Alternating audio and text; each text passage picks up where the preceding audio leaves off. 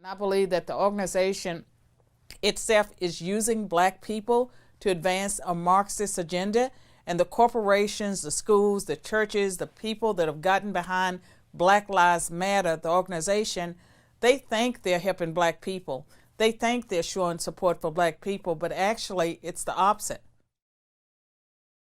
Hi, I'm Carol Swain, former professor of political science and law at Vanderbilt University. Before that, I was a tenured professor at Princeton University. I am a conservative. I have a podcast, I write articles and books. I am educating the world. The world is my classroom. Welcome to my classroom. I want to thank you so much for being here. My I really pleasure. appreciate it. And in your intro, you talked about how you are a conservative. And people will look at you and they say, a black conservative? I didn't know those people existed. How did you get to the point of where you're at now? Well, I was born and raised in the country, a rural Virginia, a southerner. And so with that comes common sense. Now, common sense is in short supply these days.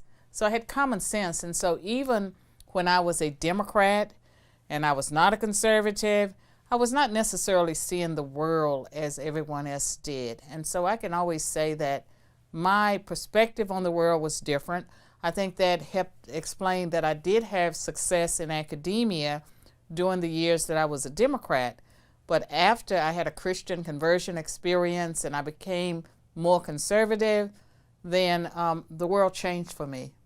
It's kind of the common sense values. I totally agree with that because I went through college and I thought I was a liberal or more of a leftist type of person. But then I realized that the common sense values that I had actually lined up with conservatism. And I found that a lot of people actually had those same kind of values. But right now in America, especially at the universities and with all these young people rioting and marching in the streets, we're seeing really, like you said, a huge lack of common sense. What do you think is the biggest problem facing these communities right now? One of the biggest problems is that young people who are being educated at our colleges, universities, middle schools, that they're not being taught critical thinking skills and that it's so much indoctrination. And so they're out there, bless their hearts, they're trying to change the world. They don't even understand the world. And so they're out there trying to fix things, but they are clueless in a lot of ways. Yeah, one of the things that we're seeing right now is the amount of protesting going on for George Floyd's death and Black Lives Matter really bolstering itself up. Do you think that Black Lives Matter is doing a lot of good for young African Americans in our country right now? Okay, in 2016, I gave a CNN interview. I was debating an attorney in LA named Areva Martin. And at that time, the 5 police officers in Dallas had been slain. And I pointed out, because I'd gone to the Black Lives Matter website, that they were Marxists. It looked like, that the planks came from the Communist Manifesto. They were talking about overthrowing the state. And at that time, I said that Black Lives Matter was a destructive force in our society, and it was a problem. And I caught a lot of grief for saying that. Now the founders of Black Lives Matter, they've come out. They've come out as Marxists. And what I see is people not being able to discern between the statement, Black Lives Matter, in the same way that all lives matter. They can't distinguish between the slogan that's a truth statement and the organization that's Marxist.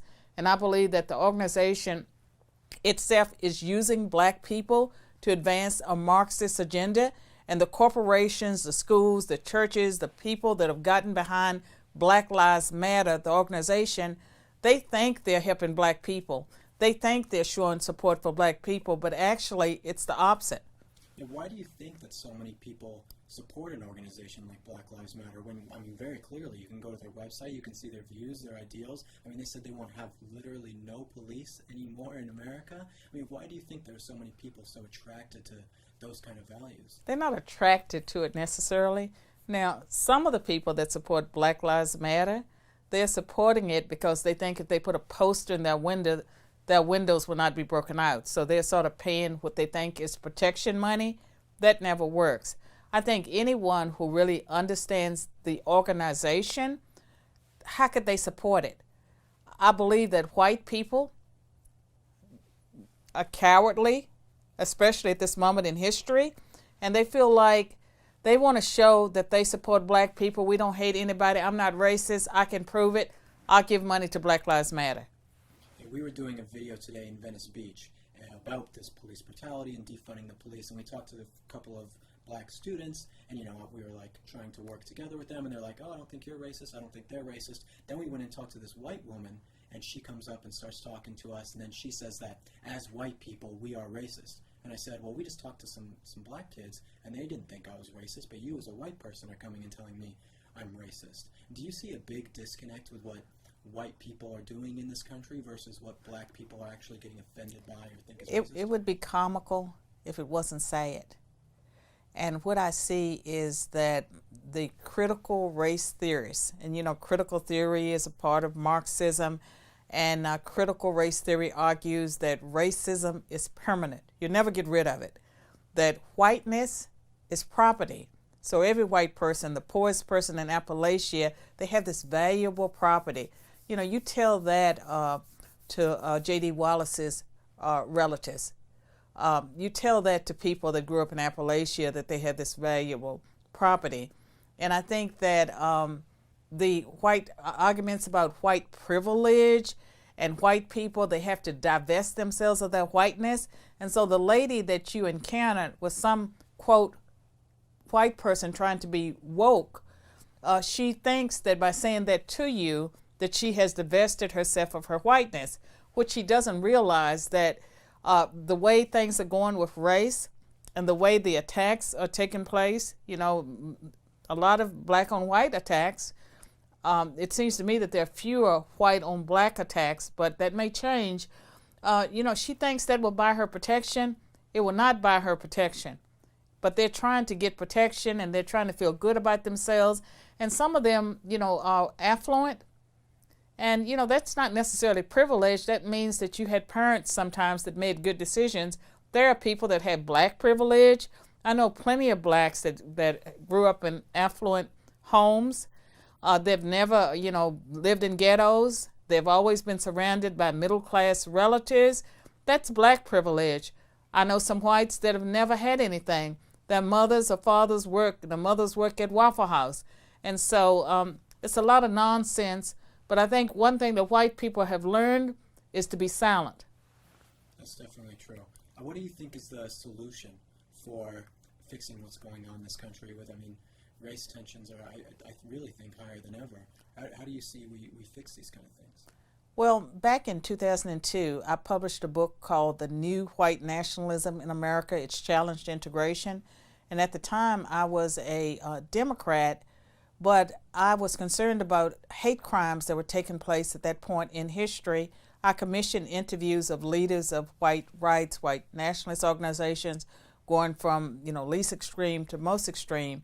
And what I saw were that there were certain conditions and issues that I felt were creating a devil's brew for racial unrest. I believe that some of what's taking place today, it's the fruits of identity politics and multiculturalism, because multiculturalism, as you know, argues that every group needs to identify and celebrate their unique history. What was pointed out by some of the white nationalists is that every group except whites, they felt that the Civil Rights Act of 1964, that the Equal Protection Clause of the Constitution, that white people were not being protected. And I felt like the way out for America was we needed to move away from identity politics towards the American national identity. And we're in this together. We'll stand and fall together. And right now, there are some legitimate issues that need to be addressed. And even within the black community, black crime, the abortion rate, the racial preferences that have, in some cases, placed people where they shouldn't be. And so you have a lot of college students not going to class. They're easily offended. They want to resegregate.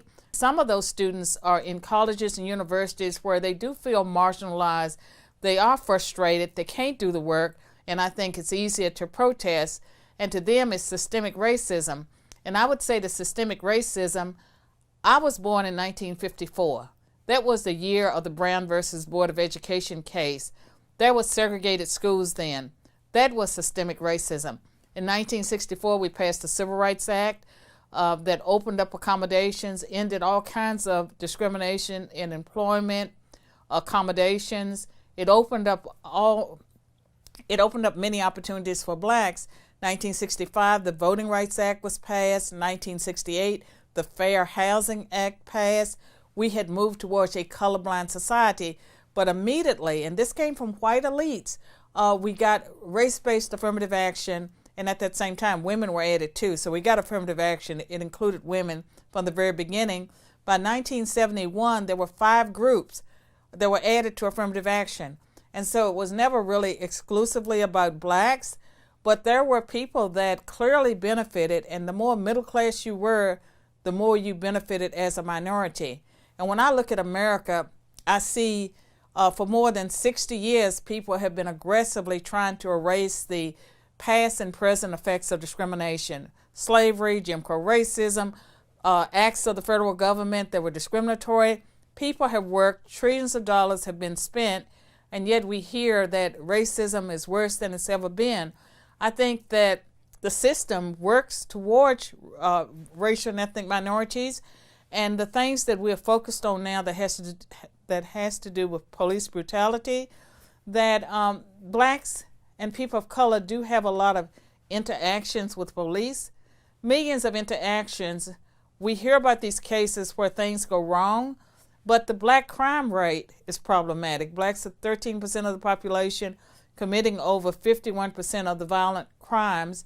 A lot of it is black-on-black crime. It's problematic that Black Lives Matter, they focus on whenever a white police officer kills a black person, but not on the black-on-black crime or the fact that black women, 13% of the population, are getting 37% of the abortions, and that's being pushed by the Democratic Party. So there's something very, very broken. There's something wrong. There's plenty to be addressed. Yeah, those same black kids who I was talking to at the beach and asked them these questions. I asked them, I said, how many unarmed black men do you think were killed by police last year? And one of the kids said, 1,500. Gracious. And I said, is police brutality the biggest issue facing the black community? He said, oh, of course. And then I said, well, what if I told you that it was only 9 unarmed black men that were killed by police? And he's like, what? No way. That can't be true. It's just, they're so misinformed. And far many whites were killed, and a black person, I believe I saw data, they're more likely to be killed by a black police officer, that the white police officers are less likely to fire. And I've had a concern about people resisting arrest, because in a lot of the cases that I'm familiar with, not all, but in many of those cases, it involves someone resisting arrest. That will never end out well for anyone that's resisting arrest. And I think that we're reaching a point, like with this movement, they want it so that unless a person voluntarily says, yes, Mr. Policeman, I'll get in the back of your car and I'll ride downtown, the police officer will not be able to use any kind of force to get anyone into the car. Policing collapses at that point. Yeah. And then they keep pushing those issues, and I don't know if you just saw this, but San Bernardino County, they labeled racism as a public health issue. Is that not just the most ridiculous thing you've It ever is. heard? Racism is a public health issue, but it doesn't run in the way they think it is. It's the white liberal racism that's killing black people. They're killing black people. They're killing black youth. When they tell black youth that police officers are going to shoot them, and they can resist the authority, and they need to be suspicious of authority, they're ruining people's lives. And that disrespect of authority starts in the classroom. And so you have schools, public schools, taken over. Nothing can be done because they're practicing restorative justice. And the restorative justice keeps criminals in the classroom. Teachers leave, and kids that are afraid of the criminals, they drop out of school. And it's the exact same thing with not even just the police, but the interaction between white people and black people. Like I went to a high school, middle school that was very diverse with lots of black kids, Mexican kids, white kids, and I never really had a problem or run-in with racism. But now these people are coming in and saying, oh, America's so racist. What is that telling these young black students? They're telling them that white people have a problem with them, and that, black people should be scared of the white people. You're putting racism there where it wasn't before. I know, and most people that I know, like blacks and whites, we work together. We go on vacations. We go to church together. There's no race problem. There's only a race problem when the media creates a race problem. And I think about myself. I grew up in poverty, high school dropout, married at 16, went to a community college, and then went on to get other college degrees. I did not have anyone telling me that I was a victim, that because I was black, poor, female, that I couldn't do the things that I was able to ultimately do. I believed in America. I believed if I worked hard that I could achieve the American dream, which I did. And when I got to graduate school, that's when I learned the theories of oppression. I learned that I was black, I was poor, I was a woman, I was a mother, that I couldn't do the things that I had already done. Had I heard that at a different stage in my life, I'm not even sure I would have tried. Yeah, it seems to me that conservatism and those common sense values we talked about at the beginning, those are the things that you're innately born with. And then leftism has to be taught to you by someone, usually at a university. And it's so sad, too, because the people that are teaching that, is it okay to say BS on this show? You can say whatever you want. The people that are teaching, that BS are people that they're clueless. They don't know what they're talking about. And a lot of times it is young white people with guilt because they had two parents. Oh, that's the most horrible thing to have two parents, right? And so they go and they look at people and they feel sorry for them, but they're really racist because they believe that because a person is black or they're living in the ghetto, that they are not able, that they're less able to do things. And to me, that's very crippling. And for people, what you believe, your attitude is far more important than your race, your gender, or anything like that. Or your social status, your poverty, your attitude, what you believe about the world.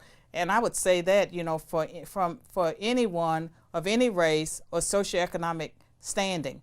And so you could be born and raised in the most affluent family, white, and still be disadvantaged because you're crippled by what you believe. Right. And I keep going back to these interviews I did today, but again with that same white woman who I talked to. And she said, you're racist, I'm racist, there's all these systematic things against black people. And I said, how do you think that makes black people Ask feel? her, how does she know? Yeah, how does she know? But how does it make them feel? They have all these hurdles, these things that they can never overcome? And that only white people can save them. Right. And something, I just was in D.C. and the Black Lives Matter, they had their graffiti everywhere. Mm-hmm. There were signs everywhere.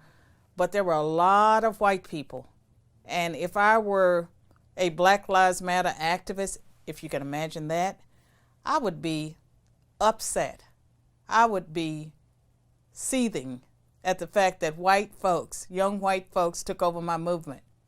Yeah, I mean, the audacity of, I don't know if you saw this one woman, she's a white woman talking about racism, and she's yelling at black police officers. Well, she identifies as black, I guess.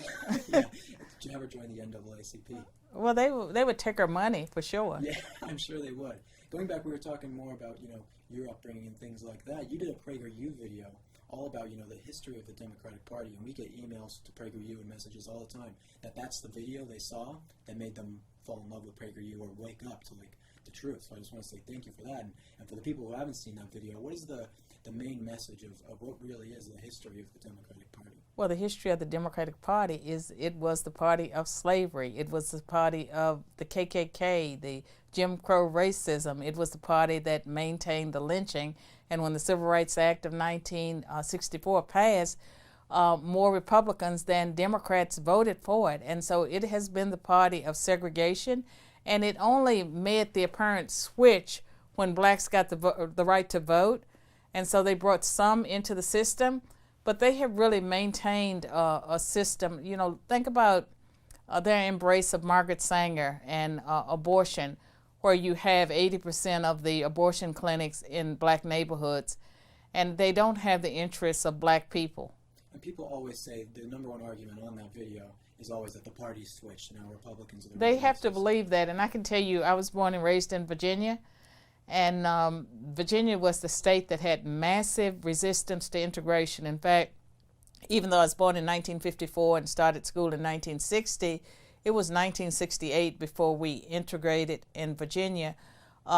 Prince Edward County, Virginia, closed down their school system rather than to integrate. And the Byrd machine, that was a political machine, they fought integration. And in 1969, the state elected its first Republican governor, Linwood Holton. And the first thing that Linwood Holton did after he was inaugurated was take his small children by the hand, walk them to a public school in Richmond that was predominantly black, and enroll his two children. And he was the one that started appointing blacks in Virginia. And so Virginia, they have a governor now, Northam. He's the guy that appeared in blackface. You know, the pictures of him appearing in blackface. But the Democratic Party has not changed a whole lot. And I'm a Virginian, I love my state, but at the same time, my state has not been very good when it comes to race. And for the most part, they've elected Democrats. In stark contrast to that, though, you talked about the Republican Party as well, being basically the anti-slavery party started. Yes, but the video that I really want people to watch, and that does not have as many views as my PragerU videos on the Republican Party, the Democratic Party, and the Big Switch, is the one about the 3/5 clause. And I don't know if you were taught this in school, but you hear well-educated people saying that at the time the Constitution was ratified, blacks were considered 3/5 a person, 3/5 a man. That is not true. Have you heard that? I have, yes. You knew better, right? Well, I didn't then, but I watched your video. I know I did. Well, I'm urging everyone to watch that video because that's not what the debate was about. It was not about whether or not blacks were 3/5 human. The South wanted to count all of their 600,000 blacks because they would get more seats in Congress. And so it was really the anti-slavery North that wanted the 3/5 clause. They wanted it because they did not want the South to get all those extra representatives in Congress. Had they gotten those representatives, slavery would have lasted longer. So it's the opposite of what people believe. Yeah. It usually, I mean, when you look back at U.S. history and the things that, like, I've learned now that versus what I was taught in school, I mean, I was forced to read the Howard Zinn novels, People's History of America, back when I was going through high school. And people are still pushing that. And the most dangerous thing out there now is the 1619 Project with Nicole Hannah-Jones. She works for the New York Times, and she's really a big reparations advocate. And they keep, going back to reparations and saying that things are worse than ever for black people. Nothing's changed and all this systemic racism. And again, I was born into systemic racism. I knew systemic racism. What we have now is not systemic racism against people of color. I think there's more racism against white people at this moment, particularly white men and white boys. And I think there's a lot of shaming. And the woman that you encountered, this is someone who is ashamed of her race. And I don't know how many times she might have been down on her knees begging for forgiveness. But to me, that is a very disturbing sight to see white people down on their knees begging black people for forgiveness of something their ancestors may or may not have done, depending on when they arrived in the U.S. You're like using them as a prop. Like if I were to sit here and apologize to you, I'm not doing it to apologize to you. I'm using you as like a prop for, to make myself feel It's better. that virtue signaling. Exactly. Yeah. Going back to me reading the Howard Zinn novels and stuff, and you as a professor at a university for a long time, different universities, do you think that young people right now are taught to hate America? They are. are. What this country's founded on? They are. And I mean, you cannot sustain a nation with people that are not proud of their country. And I can tell you, growing up in the 1960s, I loved America. I believed I lived in the greatest country in the world. I believed in the American dream. I loved the fact that I was a Virginian. I came from the state that produced 5 presidents. All those things were important to me, and I got it through my civic education. And I believe I'm a better person because I believe those things. And what disappoints me today about America is that we have a constitution. We have the Declaration of Independence. We have so many resources, and we have strayed away from the things that made us a great nation. And I believe that America is destined to fall unless we change course. When I think about nations that rise and fall, I think that we are pursuing a path that we are at risk of falling to Russia or China or North Korea or one of those nations. And it is because we are destroying ourselves from within. And it's, it's no foreign enemy that's out there with a gun. We are destroying ourselves using all the hype around the coronavirus and the hype around racism that we stir up through the media. We take everything, we racialize it. And the people that are doing this, a lot of them are Marxists. They want communism. They're working for China. And to me, it's very disturbing what's taking place right before our eyes. Not everyone can see it. And I'm glad that you're a young person, you can see it. The people that watch your show, they can see it. There are young people that are, quote, woke. We need everyone, all hands on deck. What would you say to close this off? If you had to give a piece of advice to young black people in America, what would you tell them? Don't trust what you've been told over the decades, what you're being told in school right now in most cases. I think that they need to dig in deep and get their own information and not just parrot what other people say, because I find this is for white people too, that a lot of young people will come to college, they've solved all the big issues of the day. Like they can spout off the politically correct answer to every issue, and it's stuff that they're memorized, that they have been indoctrinated even in middle school. That's not truth, that they're being manipulated. They should never want to be educated in an environment where they only get one side. They should want to allow other people to speak. They should not be shutting down free speech. And I say to conservative youth as well as liberal youth, get both sides. You know, sometimes there are three sides. There's more than two sides, but make sure you're not just listening to one set of voices.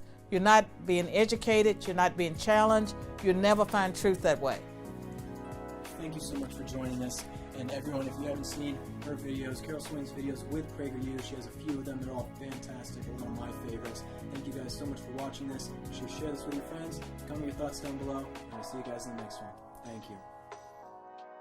What's up, guys? Thank you so much for watching this video. PragerU is a 501c3 organization. Help us keep our videos free by making a tax-deductible donation today. I'd really appreciate your support.